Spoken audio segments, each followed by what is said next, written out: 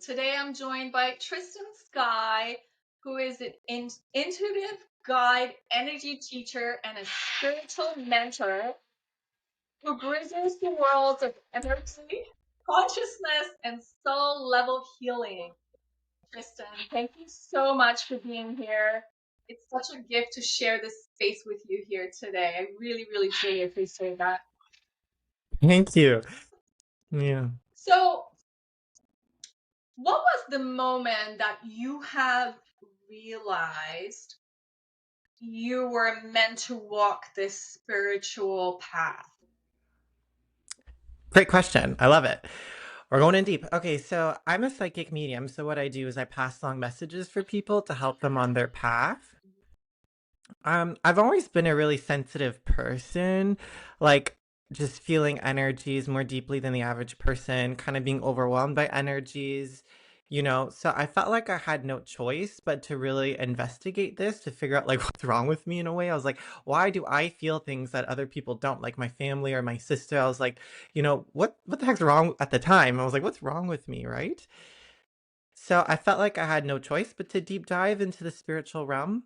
But at around 22-ish, it's when I had like a dark night of the soul, when I was super anxious, super depressed, and I really didn't want to be on this earth. I was just kind of over it. So it's when I had to really go deep, deep, deep within, like to the crevices of my soul, to the deepest portal of my heart, where I was able to find compassion and love myself. And it's through that like magical place, inside the portal of my heart that I really found those mystical, parts of myself, those mystical abilities. And it was at that point, I think, yeah, at around 22, when I was like, oh, I get it now. Like I was like, this is, I kind of, it's when I would start to see spirits more clearly, when I start to get psychic messages, when I was able to see that energy healing was real. So, throughout my whole life, I've been quite sensitive, but around 22 is kind of when my awakening happened, when I was like, okay. And then since then, I feel like I have a non-negotiable spiritual practice. Like I feel like I have no choice but to be spiritual, or else, I just don't feel like myself. So at 22, things have turned for you. Obviously, how did you recognize these things, like these messages that were coming in? Well, it's funny because my when I was young, my mom was friends with a psychic medium, so she would come over sometimes and deliver messages, and it would blow my mind the things she would say. I remember one time, me and my sister, it's a fun story. We went to McDonald's to get they had like new fruit smoothies at the time. And I remember we both got the same flavor. Like let's say we both got strawberry. And then in the car, me and my sister were drinking the strawberry smoothies, and we're like, "Oh my God, we should have got different flavors each so we could have tried both. Like you should have got orange and I should have got strawberry so we can try both." But okay. And then the psychic came over the next day and she said that she's like, you guys are drinking smoothies but you meant to get a different flavor or something, and it like blew my mind. I was like, you little psychic. So ever since I was young, I kind of was introduced to that realm.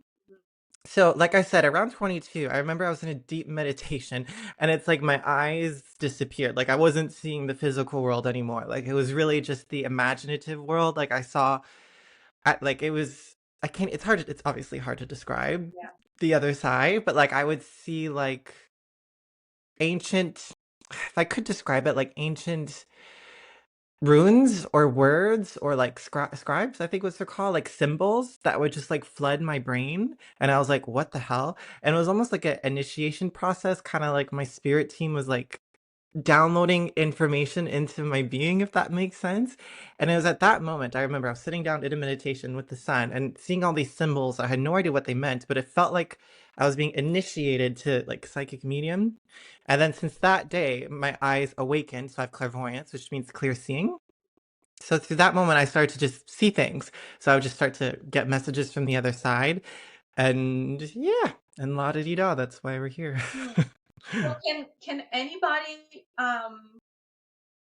because you have to be open, right, to receive this kind of information, do you think Mm.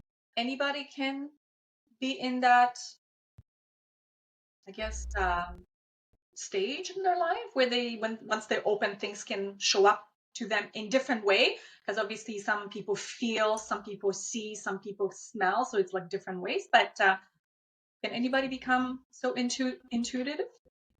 Yes, I think so. I think anyone, I always say this, anyone could be psychic, anyone could be an intuitive. I mean, I identify as psychic medium, that's the word I use for me, but like anyone can be psychic. So this is how I describe it, is that like we're all born with different traits. So I was a dancer. I love to dance. So back in the day, I was in dance class, and I remember we had to do the splits, and I just was not naturally flexible. Like it took me forever and ever and ever to stretch to be able to do the splits. Whereas other girls or other you as well, that's funny. Other uh dancers, they were just naturally flexible. They didn't have to practice. They just dropped in the splits. And I was like, "How are you doing that?" They're like, "I don't know. I was just born flexible." So it's kind of like the same thing with psychic. It's that luckily, I was born extra sensitive than the average person, so it's a little bit easier for me to connect to the other side versus someone who's very grounded and who's like antennas aren't as open as me. You use that word open, which I like. So it might be trickier for some people, but anyone can do it. Like I could be a Olympian gymnast if I really tried. If I really practiced my stretches and I practiced working out and whatever, I could do it if I wanted to, but it could be easier for other people who are just naturally flexible or have natural body mass for muscle. So anyone can be a psychic medium. It's just easier for some people than others. And for me it was on the easier side for me to tap into that I personally don't see things, but I can't. Woo! sense. Oh yeah. Mm, I get goosies. Like once something or someone is present in the room, I don't see it, but I can see mm. it because like my hair goes boom. Cool. Like, okay, who's in the room now? So Yeah, yeah, yeah. yeah. Well, from what I've learned, there's the different clairsenses, yeah, like clairvoyance, clairaudience, clairsentience, and from what I feel like that would be clairsentience, right? Like clear feeling, being able to sense things, right? Perhaps through emotions or body sensations, right? That's kind of maybe what you feel closely connected to. Yeah. Cool. Yeah.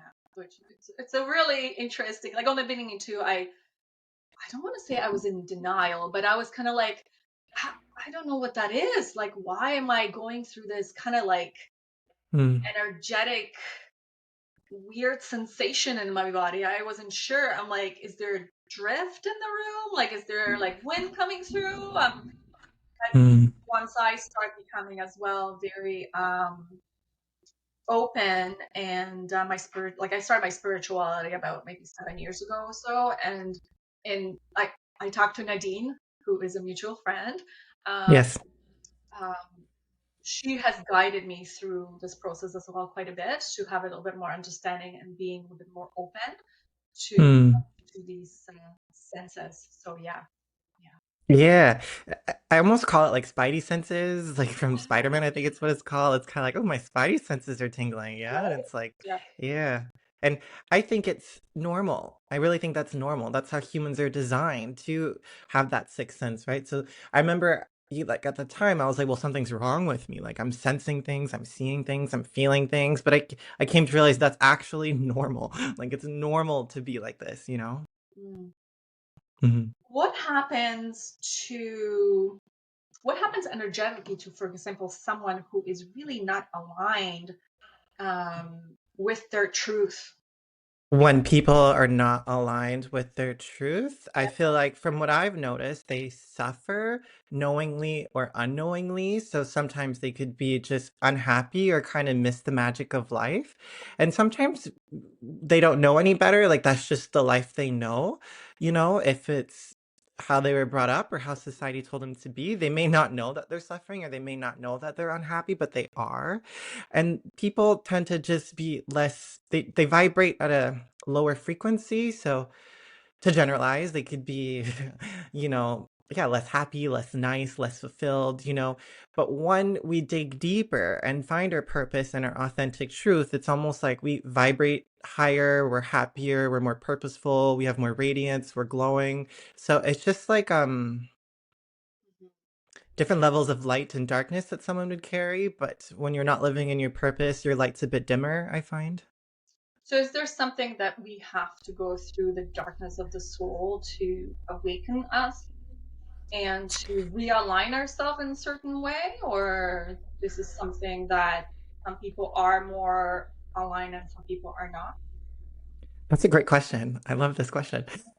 Well, personally, I had to go deep dark into my soul. So I really went through the dark nights of the soul, which means like going into, the dark aspects of who I am, the monsters under the bed, like really, my not good qualities or aspects that prevented me to be authentic. So for me, it was definitely going to the dark places of my soul. But no, it doesn't have to be dark and gruesome and bad. Like I see a lot of people who connect to their authentic truth in a more um easy way. It doesn't have to be so intense, but it does involve introspection and going deep within the portal of your heart. But that doesn't necessarily have to be dark, if that makes sense. But for me, it was. I went through the darkness, but I made my way out for sure. Yeah. What are the most common energetic blocks that you see when you work um, Mm. with certain people? I'm loving your questions. I love these questions. They're so rich. I love them. It's different than what I'm usually asked. Okay, let's see. Energetic blocks that I see. So I see a lot of clients, right? So what is a common theme that I see? Well, it's different between men and women, or different between like masculine and feminine.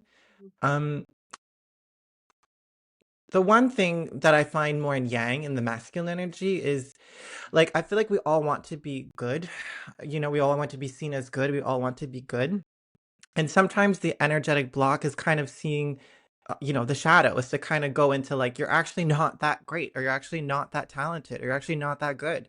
Like, it's to really see yourself as like, the good and the bad. And I find that more on the yang, on the masculine, not to, there's man and there's female and male in all of us, but generally in the more masculine type of people, they're like, well, I'm perfect, or like, I'm just great. Like, there's nothing wrong with me. And then I kind of have to say, no, there is. There's a lot wrong with you, 'cause then that's where Is you it have to look because of their into. ego? Because we all have an ego. That would be the word. Mm. Ego. But I find it does lean more on the masculine side. So I feel like that's a big energy block. And then the opposite, which I find more on the yin, on the female, is kind of not seeing your greatness. It's like not seeing that you are special and that you are amazing and that you are capable and magical and psychic and you are all these things. So it's almost like sometimes I have to lift people up, being like, you're beautiful, you're amazing, like see it, feel it. And sometimes I have to put in a way like people down, be like, actually, you didn't, maybe you do need to work on kindness, or maybe you do need to connect more deeply to your emotions. So there's a lot of like bringing up and bringing down, and sometimes both at the same time. Like a teeter-totter. Mhm. Mm. So how can someone begin strengthening their intuitive awareness between that? So, the masculine or the feminine, how can they do that? Yeah. So I feel like the most popular, well known way to connect to your intuition and find awareness is through meditation and stillness, is to really stop listening to the brain. So the brain, the head is a beautiful place. You can use your brain to do math and to, catch the bus on time and to correct your book and to do a bunch of things, but the brain lies. The brain will say, I'm ugly, I'm stupid, I'm fat, I hate my, it'll say a lot of things that aren't real. So it's when we kind of disconnect from that part of us, so the energy in our noggin, and go deeper to the, like I say, to the portal of your heart, to the energy at the heart chakra, to your center.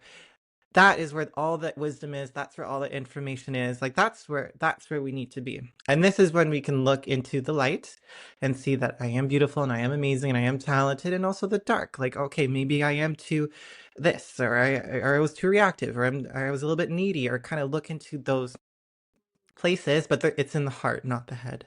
So it's like the brain and the heart coherent, being in that alignment, um, Hmm. where the heart recognizes what's going on in the brain and vice versa, right? Because if your brain thinks differently and then your heart feels differently, then you're not in an alignment. Would that be That's the correct way to say it? I think so. I think so. I mean, it's classic the head versus the heart, what the head wants versus what the heart wants, you know? So, yeah, there is a misalignment when that happens, but that's normal. And that happens to me all the time where I think one thing, but intuitively I feel another. So it's a little bit tricky to align those. And I almost feel like there's head, heart, and gut in a way. I feel like there's almost, well, for me, like there's three pillars or like there's three different directions of where I want to go. So when all those three align, it's kind of when I feel truly whole. Mhm. So the gut would be more like the intuitive, the Mm. sixth sense in a way, feeling. Well, for me, it's more the body, you know, if the head is the mind, the heart's the emotion, and then the gut to me is like the physical body. So it's kind of like what my body wants, like, or feels. And that could be literally like fabrics that I'm wearing or, you know, like the hormones around another person or food. Like it's, you know, to listen to your gut, there's a lot of information there that sometimes the heart may not pick up on or the brain. It's usually the first brain. It's our gut.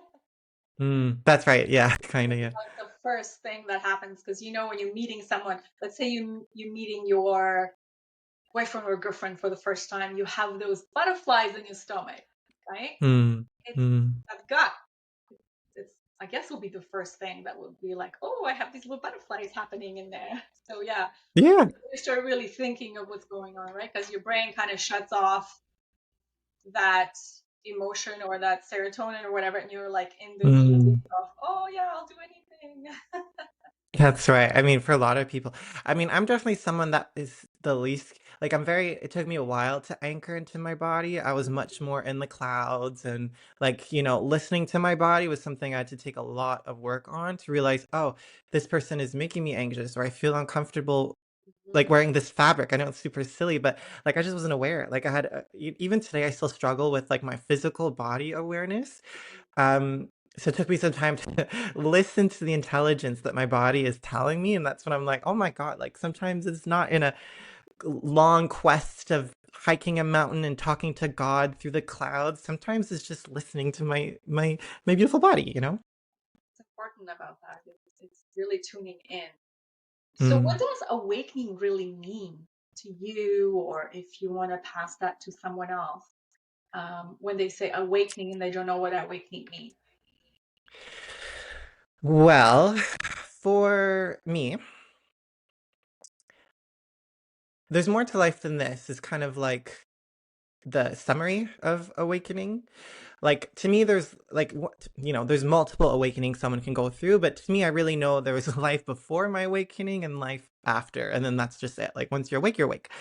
And like before, it's kind of like all that I would see is like going to school and eating dinner and saying hi to mom and like it was just a very grounded from what I can only physically see. You know, it was very, you know, only what I could physically see with my eyes.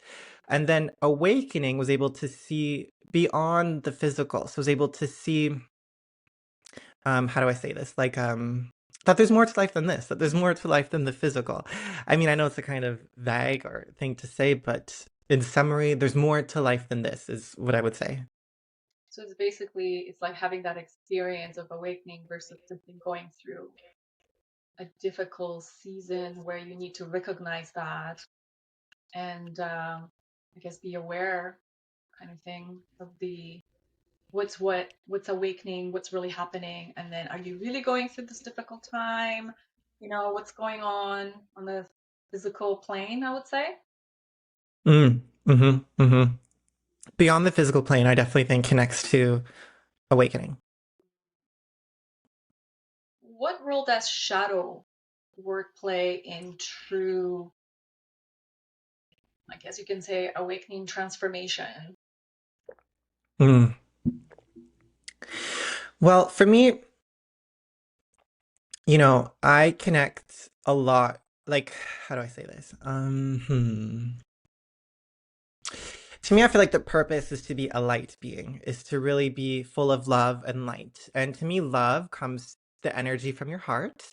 It almost connects to Mother Earth. It's below us. Whereas light comes from outside of us. It's like the heavens, it's the energy above us. And I feel like with love, we tend to care, but with light, we tend to make good decisions. So I feel like there are two energies. There's love from our hearts and light from above us. So I feel like our purpose is to act from that place, that sense of goodness, that sense of like ethical behaviors. So working with the shot, like for me, I'm not a demon person, I'm not a black magic person. So, shadows work is to look into what areas of my life am I not acting from love and light? Which areas am I not acting from a goodness or ethical place? Which is very normal. We're human, we're not perfect, from the way we were brought up or the way, again, society or just innately. Like sometimes we're born with just certain traits that are a bit dark. And it's to look into those, dark crevices and to love them and heal them so then we don't act from those places. We aren't gods, we're not angels. So to be completely perfect or to be completely lovingly light being is kind of impossible, I think, or almost impossible. But I feel like we should strive to be a love and light being. And that is to go through the shadow parts of ourselves, the darkness, but to not live in it. Like I know there's a lot of bad people, bad witches and bad psychics that kind of like being in the dark because there's a certain sense of power in it and selfishness and greed. So we can get what we want through that avenue in a way or fulfill a need through that avenue. But I don't know, it's just not the way to go. We have to, be the hero, be the superhero. We have to be the what's the word? What's the word? Antagonist is the bad protagonist of our own stories. Light always wins. The good always wins. We have to walk the good side of life. We have to just embrace the shadow and basically, again, be conscious about not repeating them again, whatever it is, be aware of them. Awareness. It's like going back to that some questions like how do you become aware of these certain things? This for me is like really pay attention to these things. Take information from other people when they tell you something that it like simple family members. Hey, it really bothered me the way you spoke or the way you acted or stuff like that. And I think these little things can be cues for you to look into and be like, oh, I am hurting this other person, or I'm doing something to this other human being who's Mm. making this way, and how can I change, right? How can I Mm. better myself? As you said, at the end of the day, we're all humans and we're experiencing this earth the same way. We have the good and the bad, and it's like you gotta it's a teeter-totter. It's like which one are you gonna choose, right? Which one are you gonna go? You're gonna go in the bad way, or the good way. So That's right. the light. Take, take that That's take that step to the light and be that's right. aware of those things. So yeah. Choose the good. And there's been times in my life too where sometimes I've chosen the bad and I always regret it. You don't take the temptation. Like don't go that way or don't lean into ego or to your power or to your false sense of power, I should say. As tempting as it is, you always regret it. You never regret the good. Even if it means like sometimes doing the good could be selfless or you actually may not get what you want, but in the end, you will. It happens within your energy. Like for instance, let's say it's a business deal or like like let's someone cheated their way to the top or something like that, and I could be really jealous. I could be like, oh my god, well now they're just so successful, or they got what they wanted, but they didn't get there in like an ethical way. So I perhaps may have gotten less money or I didn't get the job, but I acted in a way of love and light. But energetically, they're suffering. They have a horrible energy. Their heart chakra could be like all muddy and gross, whereas perhaps I didn't get the job or I didn't fulfill that goal I wanted. But energetically, I feel I'm much more pure and much more aligned. So it's like way better. I was like, yeah, always choose love and light because you'll never be wrong, or you'll never walk the wrong path if you follow it. And you know what? If it wasn't meant for you, it wasn't meant for you. There's That's right. the universe That's right. always will send you things that are good for you. So, Hmm.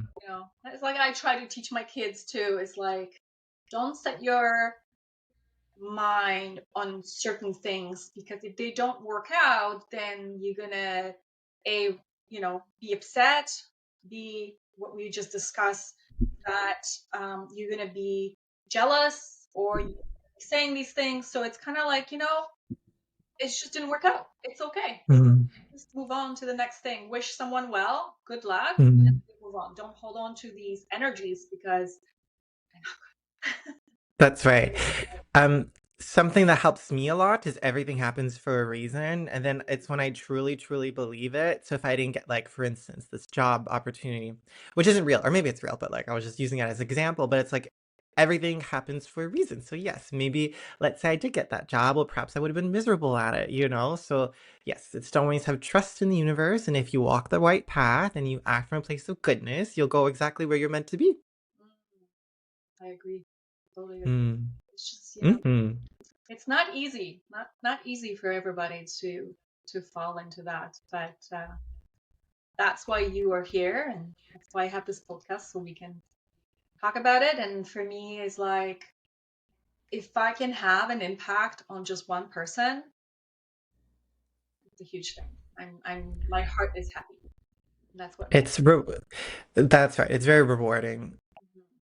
And that's what I was kind of saying. It's like within the energy, like when we act from a place of goodness and help people, it's that energy that's within you that, because so many people, I feel like they can get away with doing bad things, but like, oh, well, I lied and cheat my way to the top and like but I'm like, "Honey, Hey, no, look you at the didn't. side.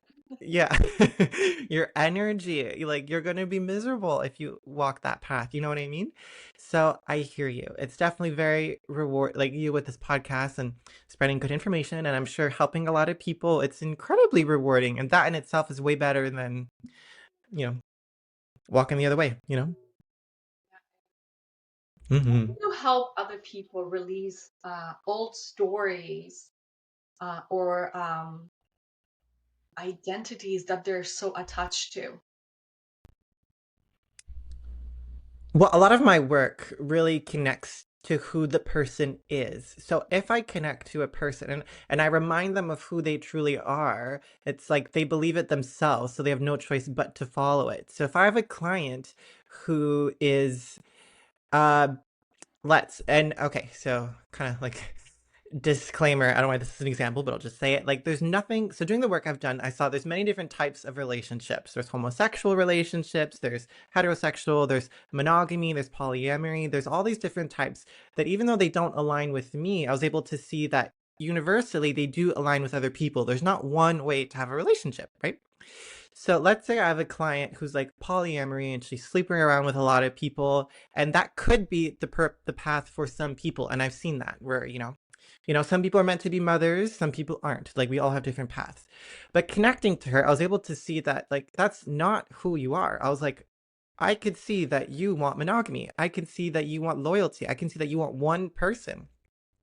So me being able, well, anyone can, but like being able to connect to someone's truth that I see, sometimes more than people can see themselves, I speak to that so then they feel it themselves. So they have no choice but to believe in it and trust it and then be it. So if I feel it, if I'm connecting to your soul and be like, girl, you're monogamous, like that's who you are. It's almost like they'd be lying to themselves if they try to go another place. So then that's the way to kind of reconnect is when I able to touch the authentic version of someone, they're able to touch it themselves. That's really, really nice because I find too that people tend to kind of, I don't know if this is like more of a society,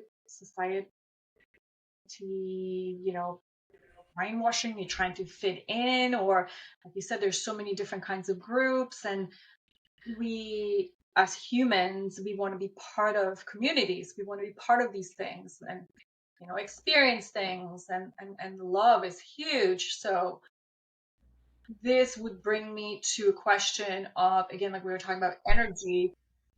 How does energy influence, for example, a relationship that we attract?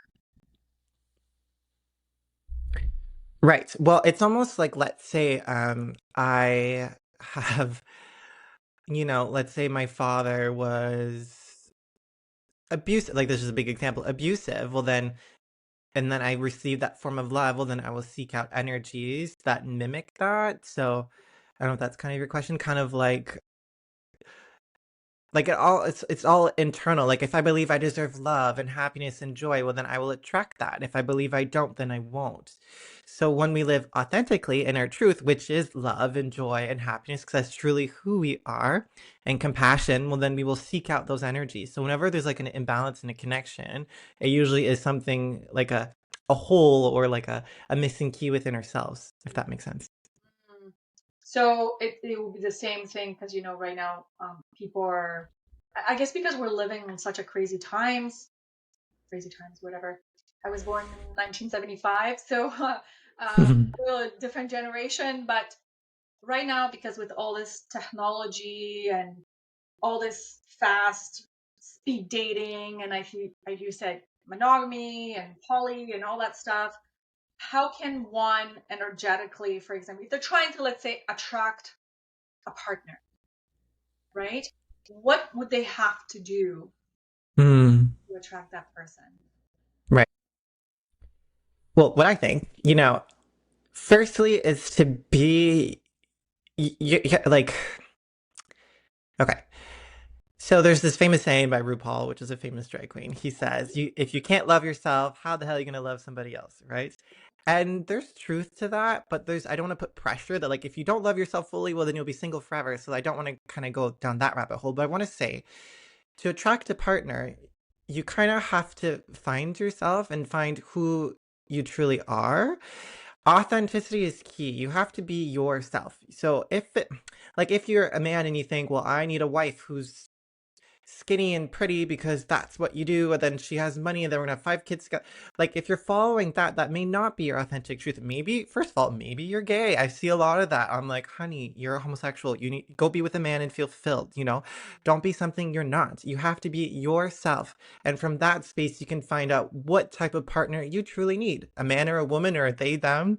Or do you need someone active and dominant? Do you need someone adventurous and fun? Do you need someone introspective and quiet?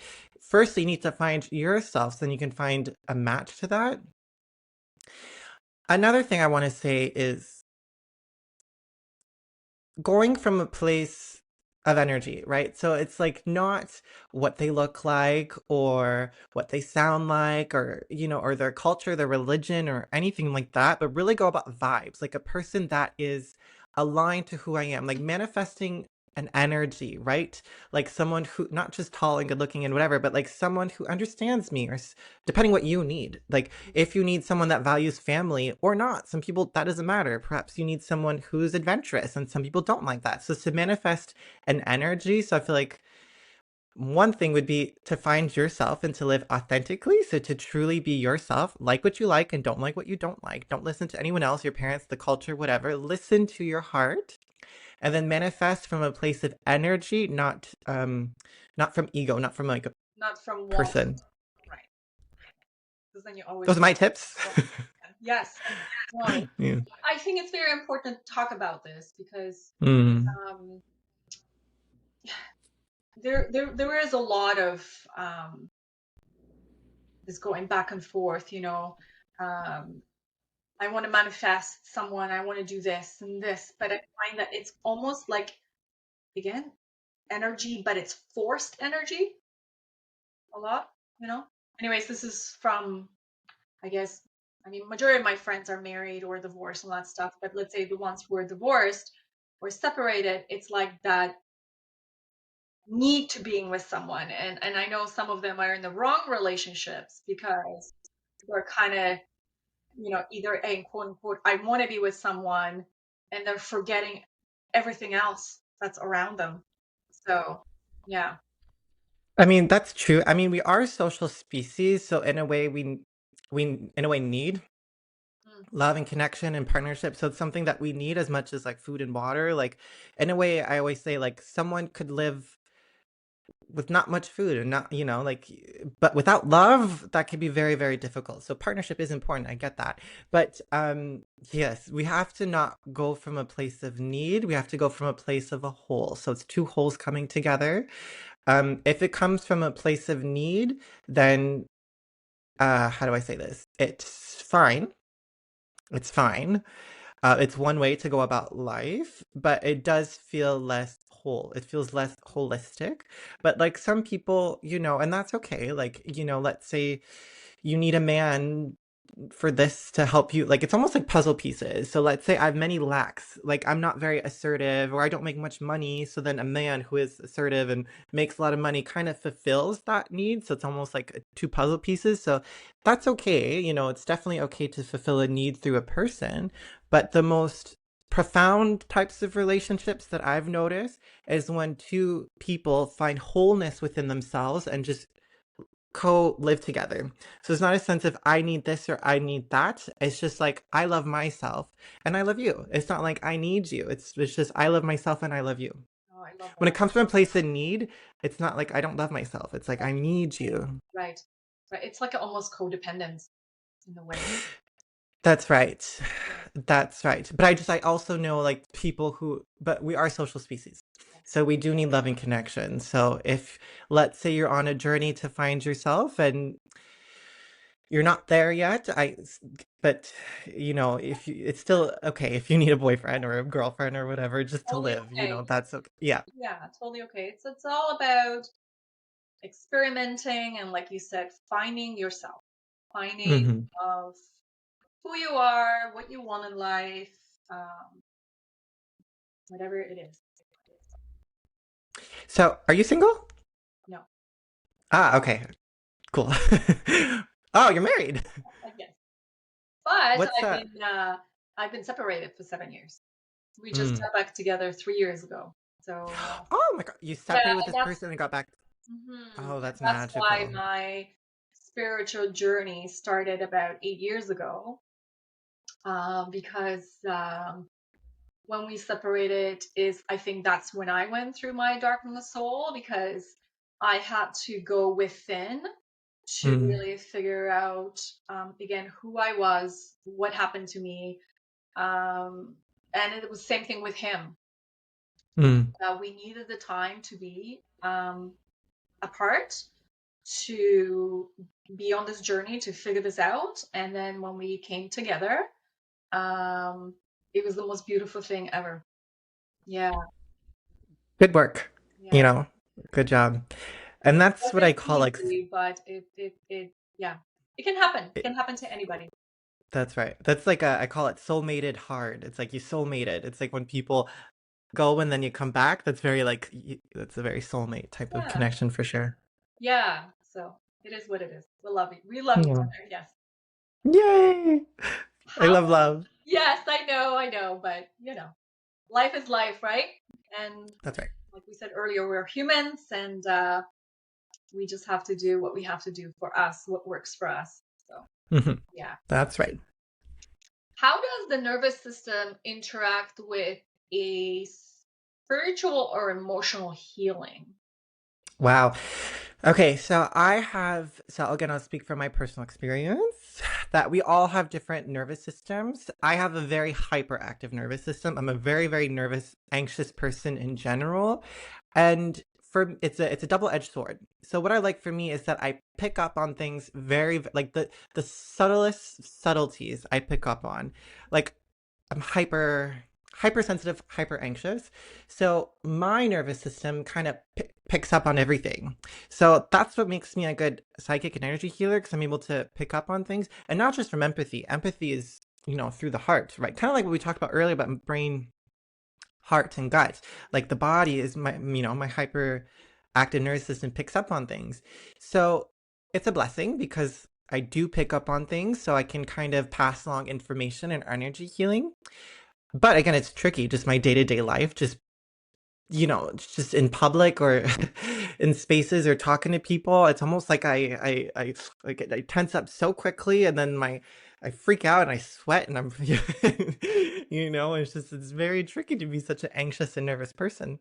So it's a blessing in disguise, and vice versa. Like let's say someone, like I think of Earth, like Earth energies, like Taurus, Capricorn, or just like people who are super earth and grounded who aren't. Like I remember I had some friends that just don't get anxious or nervous at all. And like it's just so simplistic and beautiful. They're just like doopy doopy doo, I'm living life. And that has many blessings too.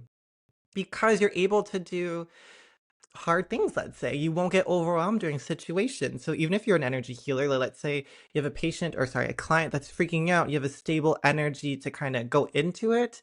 So they all have pros and cons. I've learned to love my sensitivity and my hyperactive nervous system. And some days it sucks, but it at the end of the day, I love it. I love myself. So I love all my cons that make my pros.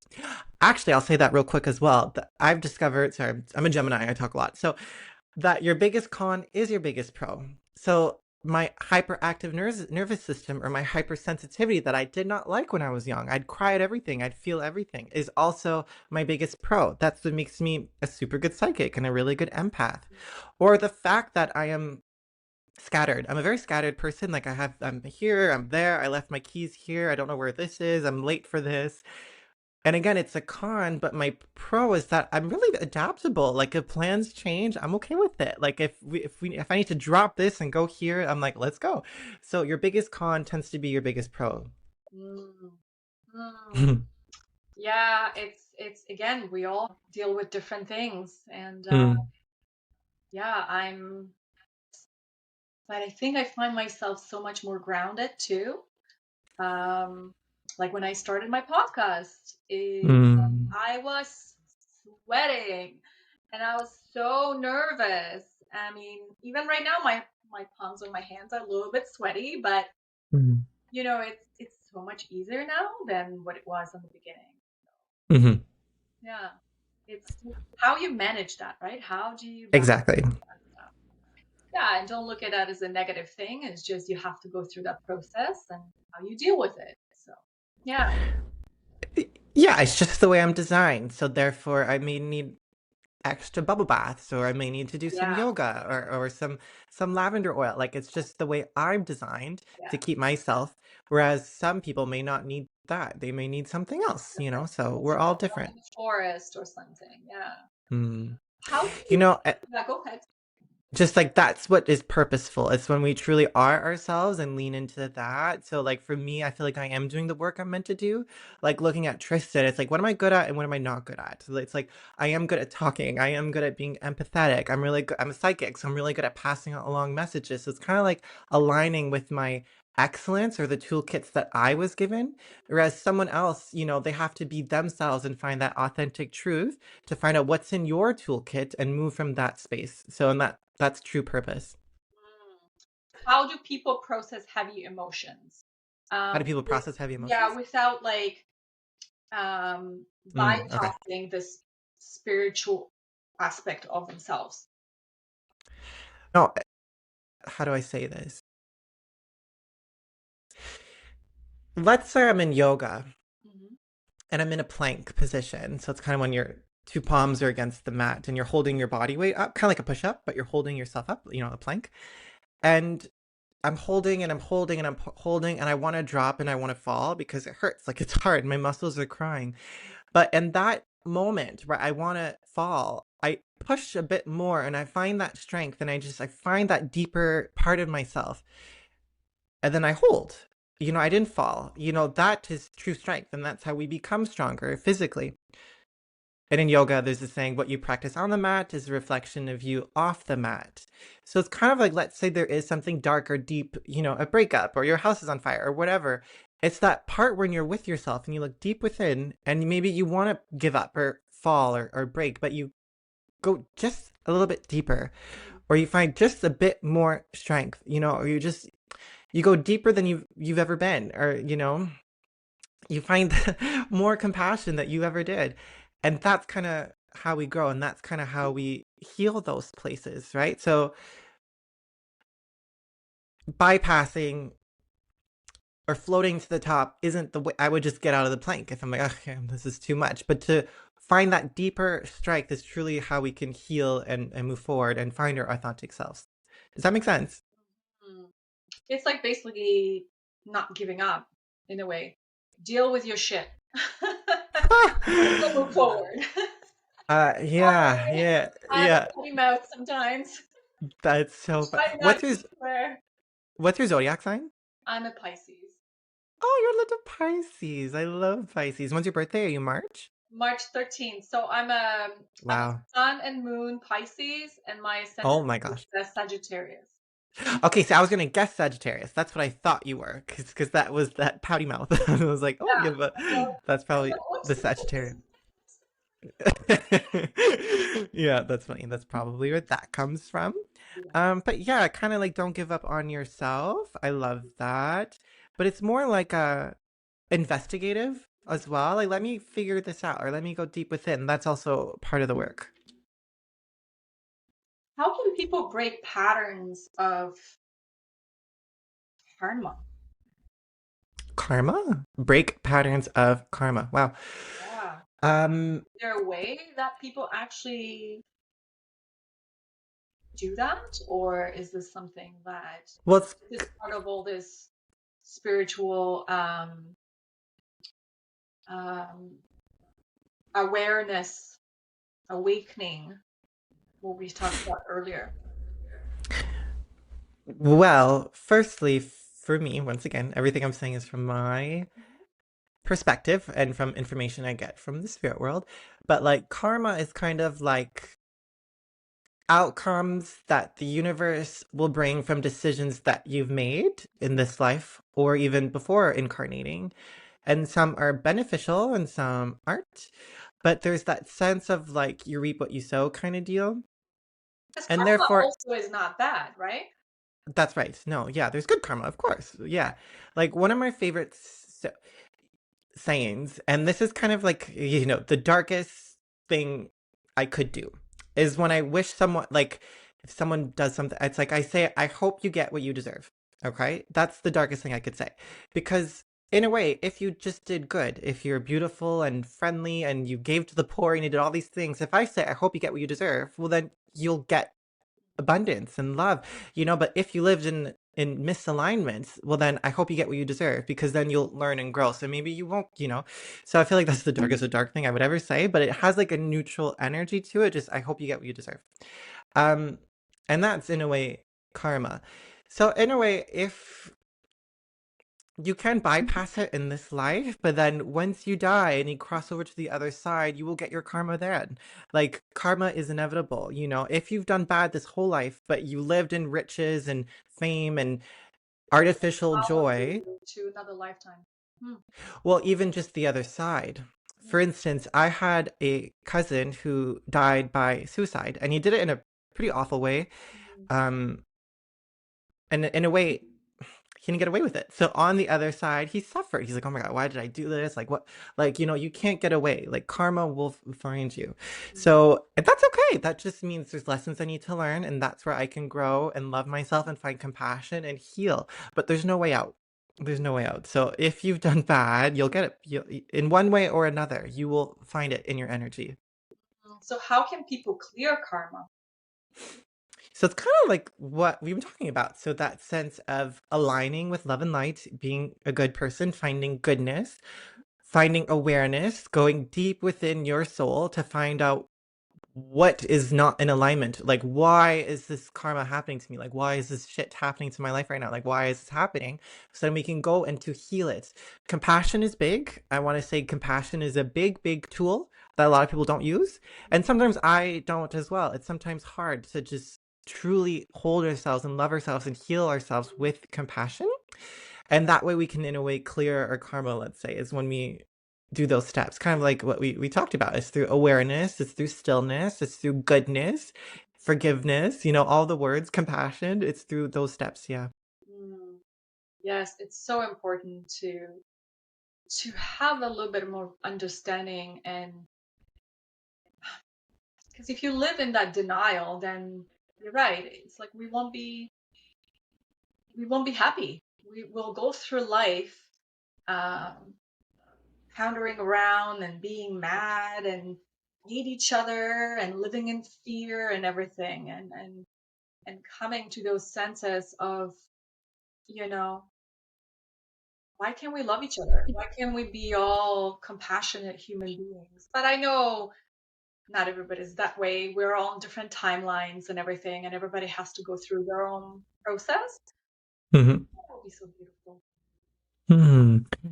You're right. And I think it's important to strive for that, like, or to be that yourself, even though it's not in the world right now. But if it's in your world, like your personal space, then that's what truly matters. Like, if the world is ugly and on fire and there's lying and stealing, but you don't act from that place, then the world may not be heavenly, but your world will be. Yeah. It's like for me, when I talk to other people, because again, for me, this whole spiritual, it's new. I mean, 7, 8 years, that's still very new, and I'm Mhm. still learning and still going through things, whatnot.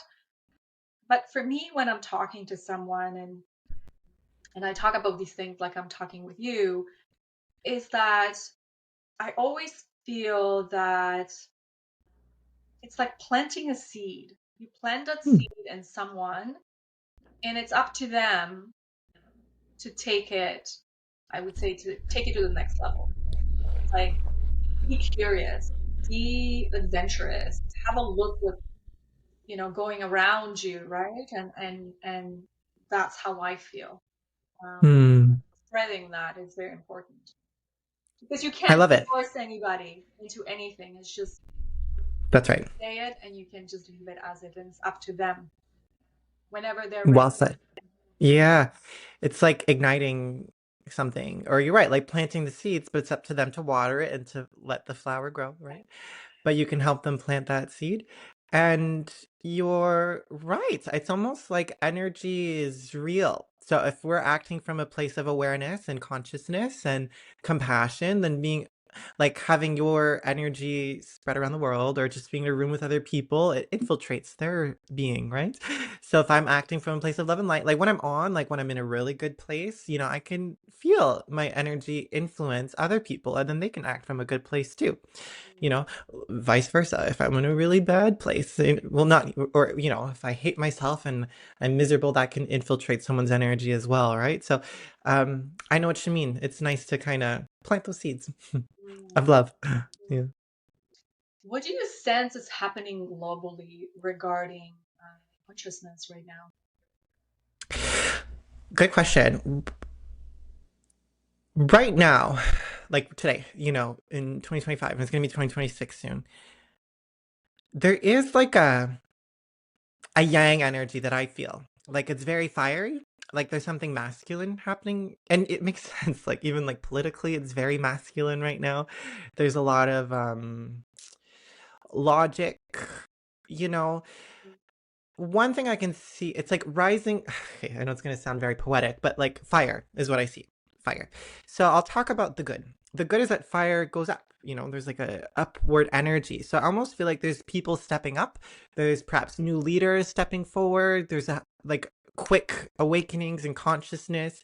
And to me, it leans masculine. So there's like a sense of like determination or uh, stoic energy. Like there's a sense of like moving fast and up in the world. And I like that spiritually because I feel like there's a lot of like understand, like when I said it's like it's in the yang, it's a lot of logic, understanding things. That's where I sense is happening for 2026. Mm, The con is I can see as much as there's a rise of perhaps new leaders and perhaps new awakeners, let's say. There's also like a sense of false leaders or like again ego or a sense of I'm better than or I'm gonna move forward or I'm awakened and you're not. It's like there's also that sense of like ego-ish when it comes to the spiritual awakenings of the world. So I guess kind of like my prediction or kind of what I see globally is that. But there's also a sense of joy I pick up on. Like when I connect to the global energy, I do feel like there's going to be more joy, like a little bit more happiness. Like kind of like your original question or one of your questions was like sometimes like awakening doesn't have to be dark and depressive and crying and all these things. So I do like maybe from what I suspect, me and you kind of went to the deepest, darkest rivers and oceans of our soul. But what I can suspect, I feel like there's going to be more luck and joy, which is good. So people might kind of awaken in a more joyous, lighter way. I don't know if that makes sense, but when I connect to the world, I see fire, which is good and bad. yeah, I was just saying, I'm like fire. I'm like, interesting. Maybe there's gonna be fire. Yeah. Hopefully, touch wood, not. But I personally think that Mm. new generation of um, youth, kids, Hmm. are very much more awake than I was at that age. Um, it could be because we are so connected globally. In terms of we have internet, we have access to all these information and everything, and people are always searching. People are always looking for other things, and I think we've lived very, I don't want to say negatively, but in the darkness. And I think now it's kind of things are shifting into this more of a light, maybe not yet. But But that's kind of the fire quality I was seeing too. Like there's a brightness with the fire and yeah, clarity and illuminate. Do you understand? yeah, And joy. So that's why there is a positive to the fire, but I can also see the war. There's like that. I'm better and you're not. So there is that. So there's pros and cons. But on that note, what I think is really interesting is that how do I say this? We're in the age of Aquarius, right? And this is the time where we see technological advancements and we see non-binariness, and not just in gender, but just in life. Like it's very weird and it's progressive and it's intelligent. And in a way, humanity is the smartest it's ever been. Yet at the same time, I think my friend told me this, and I was like, "Oh my god, that makes so much sense." The dumbest we've ever been spiritually, almost like years like in the Egyptian era, where perhaps they didn't have smartphones and all these things, but spiritually very, very attuned. And it's almost like as the spiritual went down, the intelligence went up in a way. And I feel like we can't escape it. We're in the age of Aquarius, and it is what it is. So we are going to live with technology and intellects and that way of being. But it's almost like we're kind of moving um forward with that. So you're right, like these children who are gifted and intelligent more than before, it's like, yeah, we're getting smarter and smarter and more awakened as the time goes by. Yeah. it's like I guess we have to go through this. We have to dip our toes in this, and I mean, there's no way out. So, how long is the year of Aquarius again? How long are we going to be in it? 2000 years. So it just started. Yeah, I think it's 2000 years. It's or 1800. Oh my god. So yeah. So we'll be in it for quite some time, but that's why it's okay. Like podcast is actually kind of Aquarian, like technology, like it's all good. Like it's what we're meant to be doing. So Yeah. that's okay. And we chose, like I believe we chose to be born. Like I believe you chose to be a Pisces. I chose to be a Gemini. Like we all chose these energies. We chose to be here. We chose to live through this, right? So everything happens for a reason, which we said. So we're Yeah. definitely meant to be here. But yeah, Age of Aquarius. Yeah. That's what we're doing. Damn. I wish I lived the next 2,000 years just to see what will happen. I'm sure you'll come back. I probably will come back as some sort of plant or something, you know, as a medicine woman, maybe. Mm, if only. I do remember my past lives too, which is a whole other topic, but it's interesting how my past incarnations on Earth shaped my present. Like, just real quick, I remember in one past life, I was a businessman.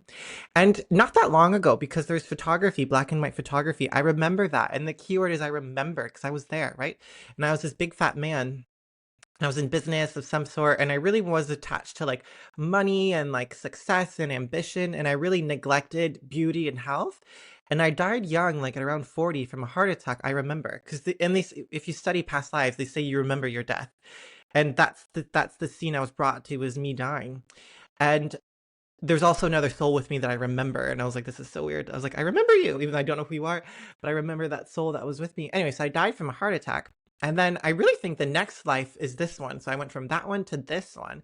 And in this life, I really value like health and beauty and like compassion. And it's not about just success and ambition and making $1 million, but truly make the world great, right? So it's almost like we learn something from each life so that we can keep climbing to the best version of ourselves, you know? I love that. I love that. It's Mhm. so true. I did some life regression as well, past life regressions. Cool. Yeah, it was quite interesting. I always end up in Middle East, Hmm. something to do with the Middle East. I still haven't figured out what it was, but yeah, always end up there. So Fascinating, eh? yeah, my roots or something. Who knows? Yeah. Yeah. I mean, depending where you are in the world, there's different energies. So I chose to live in Canada for some reason to for the energies of the Canadian, you know. So yeah, it seems like there's lessons and energies that you're meant to learn from the Middle East. Mhm. Oh, I'm not originally from there. I'm originally from Poland, but we're always from somewhere, I guess, right? Hmm. Well, your past lives, you said, right? Yeah, yeah. So you have a book out. I do. Yeah, I would love to hear more about it. How Sure. there it is. Yeah. How did you come about to write this? What have really inspired you to write this book? Got it. So, as my work, I'm a Gemini, so I do a lot. I can't just do one thing, I have to do multiple. So, I am a psychic medium, but I'm also an astrologer and I'm also an energy healer because I studied, because I'm a Reiki master. I studied Reiki. So, those are my three modalities. So, this book kind of blends all three. So it came to me through a dream. I dreamt this book, and being a mystic, I was like, well, I gotta do it. Like, I gotta listen to the portal of my heart. I gotta listen to the whispers here. So I started to write this book from a dream. So it's a story. So it's a story, it's a novel. So it's a story that I made up, within my dreams, right? So that day I just started writing everything, like I went do and I just wrote the book. So it has a very mystical, intuitive story. But within the novel, even though it's fiction that I made up, it's a fantasy, you learn about consciousness and you learn about astrology as you read. Because I read a lot. Like, I read a lot about, I love to read. I love to learn about things in like astrology, palm reading. I'm always learning. But it feels like homework because it feels like I'm just studying all day. So I would take breaks and like read like The Hunger Games or fun novels, just to keep me entertained. So it's a merge of the two. So it's a fun story, but as you read, you learn about stuff. Mhm. I'm in love with it. I'm in love with it. I'm super proud of it. It's the number one bestseller on Amazon, which is no big deal, but I'm super, super duper proud. And the story is about uh real quick, it's about souls in the before life. So before being incarnated, um are asked to choose what zodiac sign they want to be on Earth. So these souls kind of go through trials. They go to like the Aries realm and the Taurus realm to kind of learn about the energy of Aries and the energy of Pisces to figure out which zodiac sign they want to be once they are incarnated on Earth. And in a way, I believe in that. Like, I do believe we choose our sign, but it's fantasy. Like, they do games and stuff in the sky, let's say, to pick their sign. So yeah. I'm in love with it. I think it's very me. It's very Tristan. Like, it's just, I don't know. It's interesting, but you learn. I'm in love with it. Nice, very nice. So if someone wants to purchase it, it's on Amazon, you said? That's right. That's right. On Okay. all the Amazons. So even like UK or America, like it's there. Stellar Embodiment is what it's called. Yeah, Stellar Embodiment by Tristen Sky, which is my name. Yes, beautiful. Thank you so much for Thank you. sharing about that. This is great. To do the same. Mm, Don't have a dream and don't be like, oh, it's just a dream. that's right. But sometimes these Yeah. dreams have a meaning. I always say to my kids, if you have a dream and you're not sure, there's so much stuff on the internet right now. I'm like, look it up what that means. Look it up what it means. I don't know, you being in the middle of the ocean, for example. Maybe there's a meaning behind it, right? You stop. Mm-hmm. There's something going on in your life right now at this moment, even though you're a teenager. That's right. So Perseverance. perseverance, right?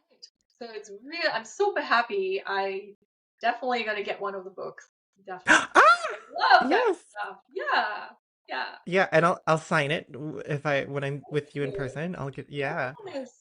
Yes. Mm. Well, whenever you come down here to the Chelsea Wakefield area, it will be really cool to I'll make my way around. I'll do a book tour, let's say. Yeah. yay! Super cool. Mm. So,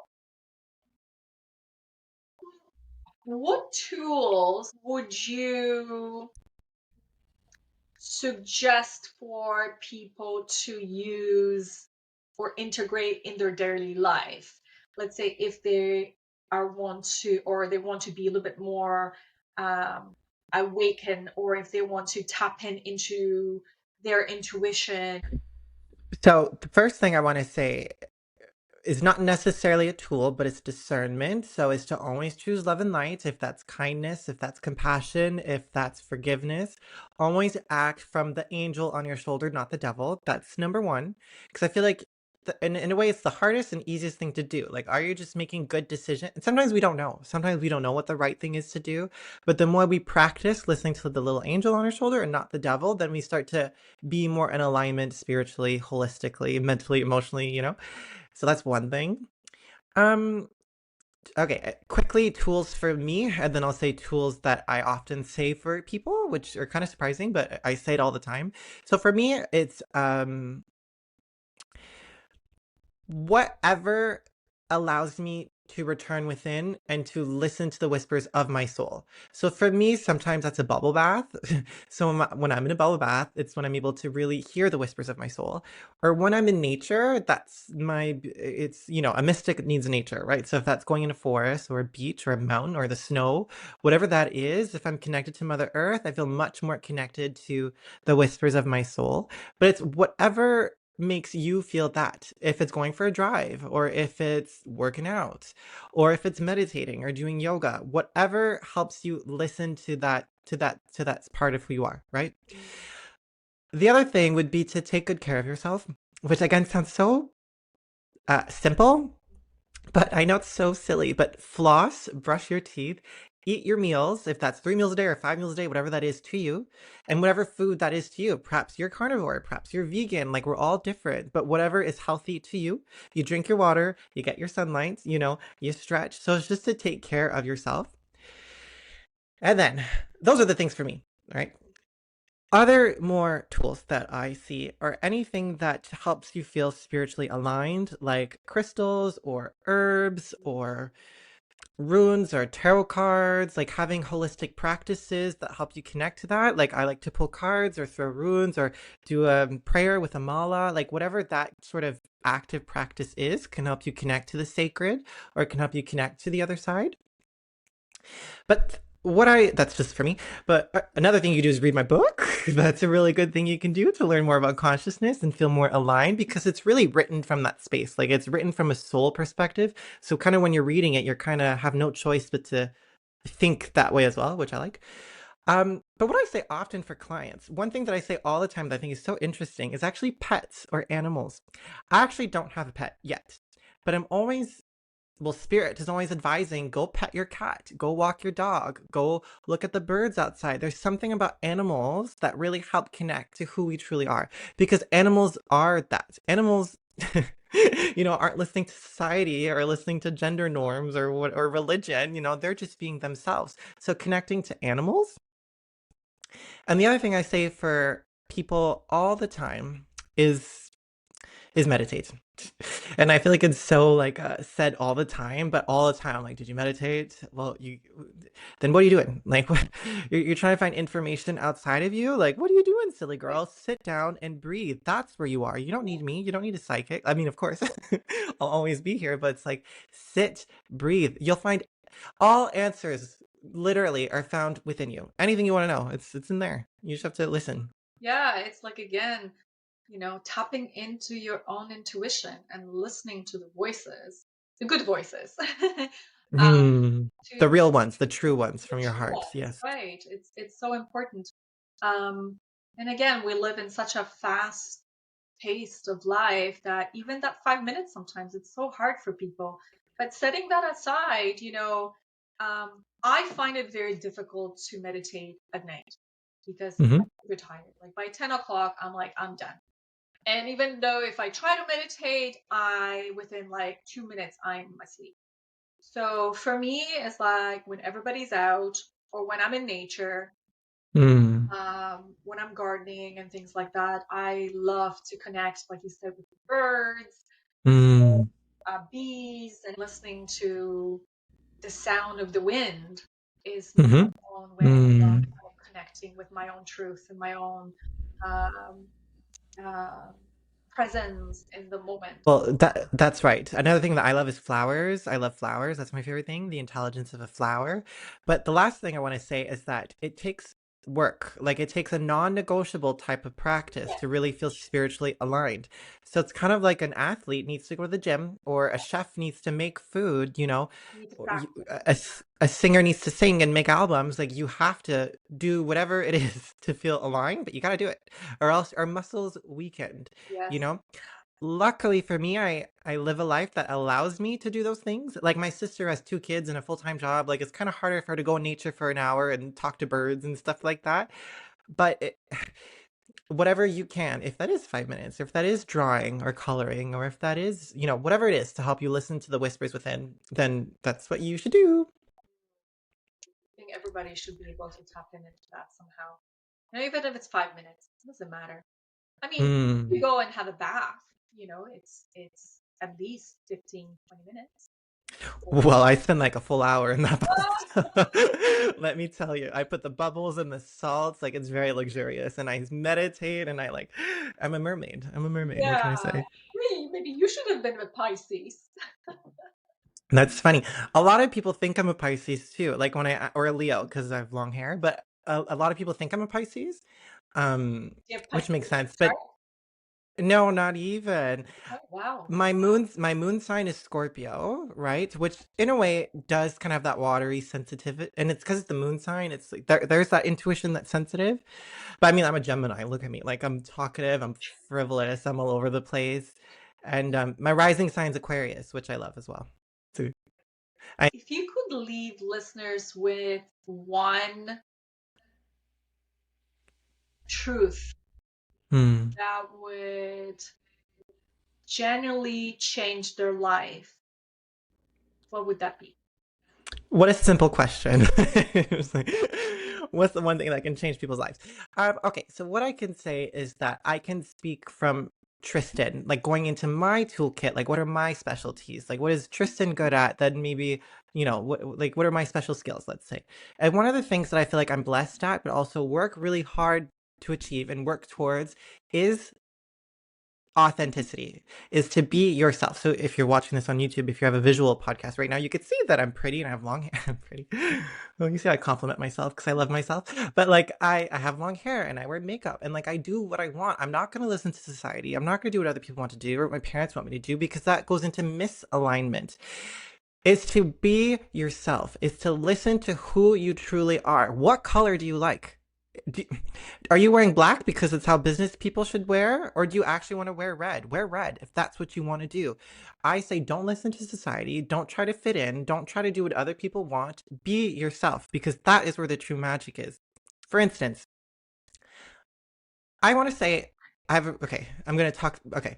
I have a really good business. I'm really good at my job. I'm sorry. I have like so many 5-star reviews. When everyone gets a reading from me, they're like that's the best reading I've ever had. You're amazing, blah blah blah blah blah. And I'm like, I know that because I do what I do best, okay?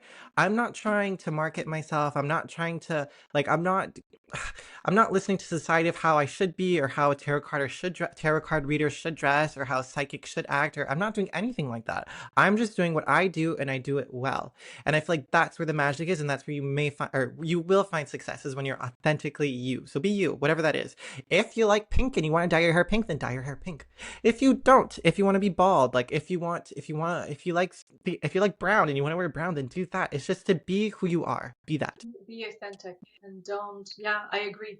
I always tell the Mm, same thing to the kids. Just be who you are. Don't change. that's right. Maybe if you get into a relationship, don't change. Always be yourself. Mm, Because it's then that's right. you lose yourself in the noise of everything that's happening around, right? Expectations as well. Right. Noise is a good word. And even sometimes too, there's lessons there. So perhaps Yes. you think your favorite color is blue, so you wear blue, and then you realize that it's not. Well, then you'll change and you'll evolve like a butterfly and you go through a transformation.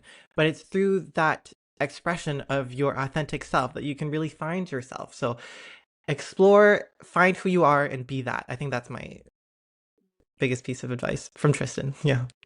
Thank you so much. You're Any welcome. any final thoughts you'd like to share here? Final thoughts. Thank you.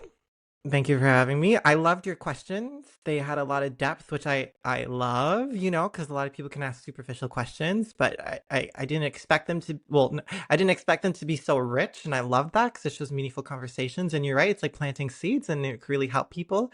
So thank you. I love that.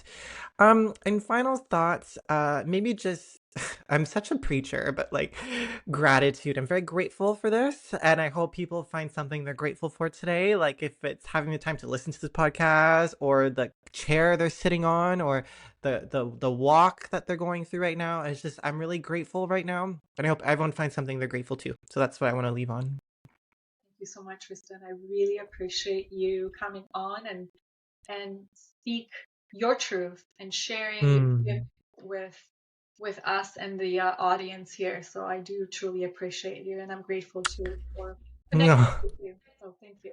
you're welcome. At anytime, anytime. Welcome back. Yeah. Okay, bye for now. Bye.